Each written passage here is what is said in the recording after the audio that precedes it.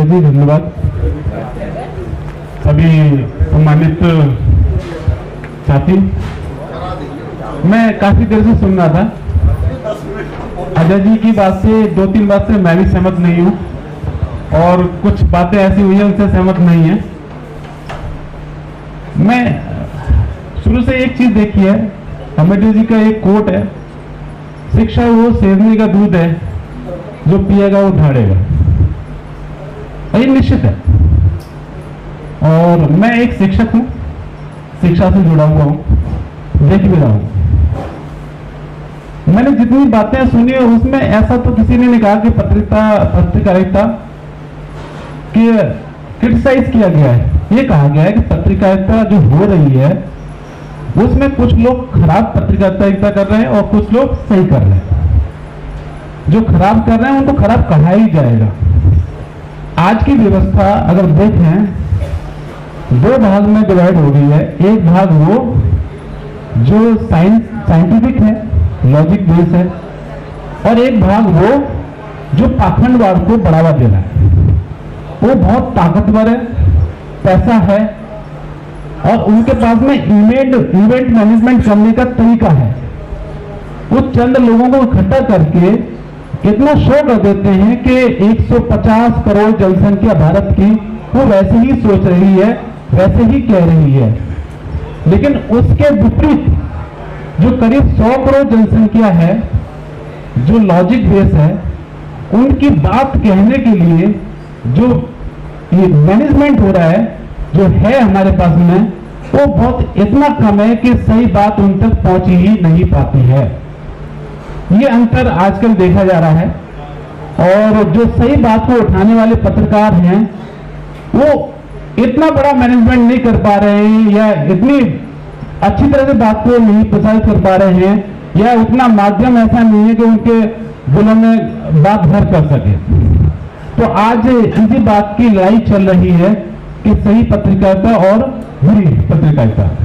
सही तो हो रही है लेकिन बुराई बहुत ज्यादा जा रही है, जिसको सब लोग महसूस कर रहे हैं। और हम सब जानते हैं कि जो हमारा वंचित समाज है, जिसमें करीब करीब 70% समाज ऐसा है जो अशिक्षित है, शिक्षा नहीं है, वो सही गलत में अंतर महसूस कर ही नहीं पाता है। जैसे मोबाइल खोलता है तो वो लोग सामने आ जाते हैं, वो चीजें सामने आ जाती हैं जिन्हें समझ के वो प्रभावित हो जाता है और सही बात समझने के लिए उसके बाद दिमाग या समझ ही नहीं पाता उस चीज को, और इतने प्रभाव में रहता है कि जो कुछ उसके सामने परोसा जा रहा है कि वही सही है और जो सही परोसा जा रहा है वो गलत कह देता है। तो ये द्वंद्व चला हुआ है और द्वंद्व को इसे कम किया जा सकता है। आज हम इसलिए इकट्ठे हुए हैं, सीख के जा रहे हैं, समझ रहे हैं, और उसका प्रचार प्रसार जो पत्रकारिता के माध्यम से हो रहा है, नागरिक दर्पण का सम्मेलन जो हो रहा है, उसके माध्यम से जितना अधिक से अधिक प्रसार होगा उतना ही ये बातें आगे बढ़ेंगी। दूसरी बात मैं ये कहना चाह रहा हूँ, शिक्षा, जैसे अम्बेडकर जी कह रहे हैं, शिक्षा व शेरनी का दूध है, जो पिएगा वो ढाड़ेगा। वास्तव में शिक्षित पढ़ना लिखना एक अलग बात है और शिक्षित होना एक अलग बात है। हम कुछ तक पढ़ लिख गए हैं लेकिन शिक्षित नहीं हो पाए हैं। अभी भी हम देख रहे हैं कि कुछ लोगों के पास डिग्री और नौकरी है लेकिन सही बात को समझ भी नहीं पाते, और समझ जाते हैं तो कह नहीं पाते हैं, अपने परिवार के सदस्यों में ही नहीं कह पा रहे हैं। वहीं पे द्वंद्व चला हुआ है। तो इसको समझना पड़ेगा, कोशिश करें, और कोशिश करेंगे तो सफलता निश्चित ही मिलेगी। एक बात और सामने आई थी निकल के, मैं ये भी देख रहा था, सुना था कि हम क्रिटिसाइज बहुत ज्यादा करने लगे आजकल। इतना क्रिटिसाइज मत करो कि जो जिस डायरेक्शन में जो काम कर रहा है, जो काम करता है, तो उससे थोड़ी बहुत गलती भी तो होती है। उस गलती को इतना उजागर मत कर दो कि वो सोचने लगे कि मैं कर क्या रहा हूं, अपने भाव अपने विचार को ही दबाने लग जाए। तो इतना क्रिटिसाइज मत करो। नेगेटिव एनर्जी और पॉजिटिव एनर्जी, ठीक है, नेगेटिव एनर्जी पे अपना दिमाग मत लगाओ, पॉजिटिव एनर्जी पे दिमाग लगाओ। जितनी ज्यादा पॉजिटिव एनर्जी पे दिमाग लगाओगे उतने ही विचार आपके आगे भी बढ़ेंगे। क्रांतिकारी होना बहुत जरूरी है, खाली बातों से नहीं। खाली बातों से नहीं, जब भी मौका मिले समाज में अपनी पॉजिटिव एनर्जी, पॉजिटिव बात आगे बढ़ाने का तो करना चाहिए। जैसे मैं टीचर हूँ तो निश्चित ही मैं बच्चों को पढ़ाता हूँ, तो बच्चों के बीच में जब जाने पे हमें तो बहुत मौका मिलता है। उस लेवल से शुरुआत कर रहे हैं जहां पे हम बच्चों को बता सकें कि सही क्या और गलत क्या है।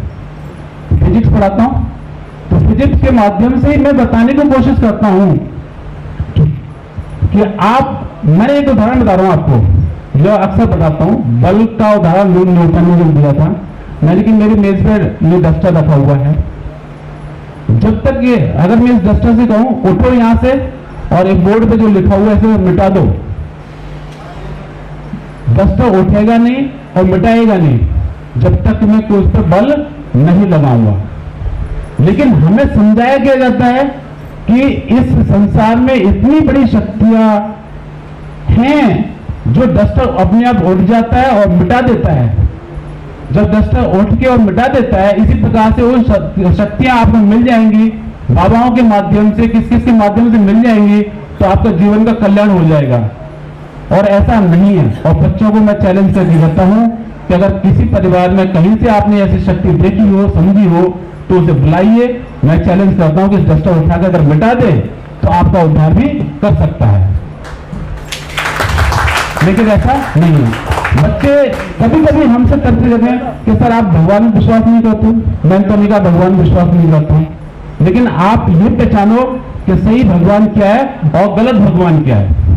सही भगवान ये प्रकृति है जो आपको जीवन दे रही है, जीवित रख रही है, आपका डेवलपमेंट कर रही है, वो सही भगवान है। जो ये पाखंड फैला हुआ है चारों तरफ, वो सही भगवान नहीं है। वही परोसा जा रहा है आपके सामने और वही सब कुछ लगता है। तो पत्रकारिता जो इसी बात को उजागर करती है और कर भी रही है, एक माध्यम है जो ये पत्रकारिता के रूप में मिला है, सभी नहीं पढ़ते हैं। और दूसरा माध्यम हमारे पास सोशल मीडिया है, इलेक्ट्रॉनिक मीडिया है, मोबाइल है। तो मोबाइल पे हमें ज्यादा एक्टिव होना पड़ेगा।